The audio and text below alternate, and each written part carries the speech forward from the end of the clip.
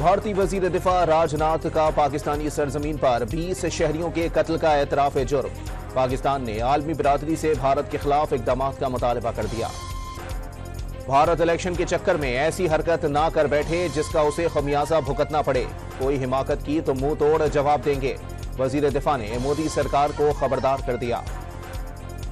विशाम हमले में inquiry committee की सिफारिशात पर अहम इकदाम। वफाकी हुकूमत ने सिक्योरिटी के उमूर में गफलत बरतने पर इंतजामी और पुलिस अफसरान के खिलाफ कार्रवाई का ऐलान कर दिया। हुकूमत गिराने के बावजूद 2 मरतबा जनरल बाजवा से मिल सकता हूं तो किसी से भी मिल सकता हूं। बानी पीटीआई की अडियाला जेल में सहाफियों से गुफ्तगू। सिक्योरिटी फोर्सेस की शुमाली वजीरिस्तान में खुफिया इतला पर कार्रवाई। 2 दहशतगर्द हलाक, असलहा और गोला बारूद बरामद कर लिया। और कराची में चोर और सिपाही दोनों गैर मकामी हैं। शहर में क़याम अमन की जिम्मेदारी मकामी अफराद को दी जाए। सरबराह MQM पाकिस्तान खालिद मकबूल सिद्दीकी का मुतालबा।